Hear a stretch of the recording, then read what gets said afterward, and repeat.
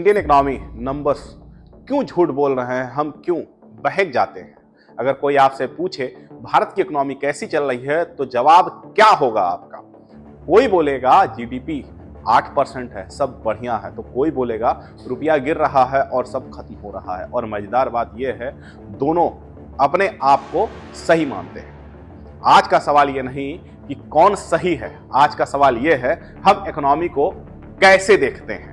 GDP को लोग score board की तरह देखते हैं, जैसे क्रिकेट में रन दिख रहे हैं तो टीम जीत रही है, लेकिन इकोनॉमी क्रिकेट मैच की तरह नहीं है। जीडीपी बताता है देश के अंदर प्रोडक्शन हुआ, लेकिन यह नहीं बताता कौन जीता और कौन हारा और किसकी जिंदगी बदली।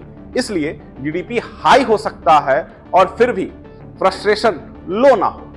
ये कंट्रीब्यूशन नहीं है, ये इनकम्प्लीट पिक्चर है। अगर इकोनॉमी को मशीन मानो तो उसका इंजन 3 जगह होता है। पहला नंबर होता है एनर्जी, मैन्युफैक्चरिंग, मूवमेंट, इंफ्रास्ट्रक्चर।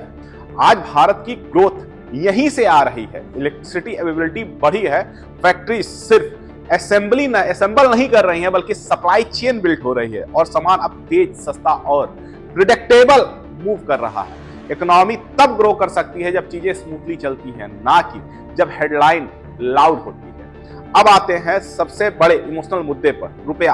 हम करेंसी को देश की इज्जत से जोड़ देते हैं, लेकिन करेंसी कोई ट्रॉफी नहीं होती है या एक टूल होता है जिसका हम इस्तेमाल करते हैं। Strong currency cheap import, weak currency strong export की तरह।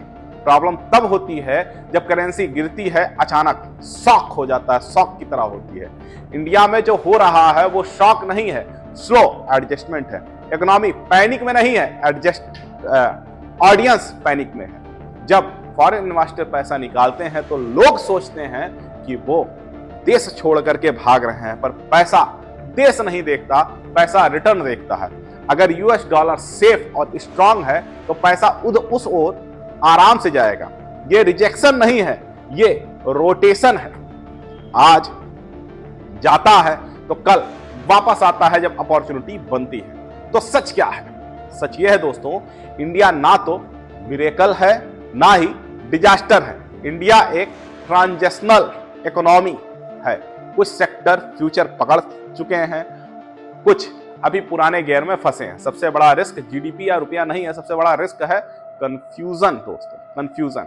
जब हम गलत सवाल पूछते हैं तो सही जवाब भी गलत लगने लगता है। अगली बार जब हेडलाइन दिखे इकोनॉमी बूमिंग या इकोनॉमी कोलैप्सिंग, तो रुकना और सोचना ये पिक्चर का कौन सा हिस्सा दिख रहा है आप लोगों को, क्योंकि सच हमेशा एक्सट्रीम्स के बीच में होता है।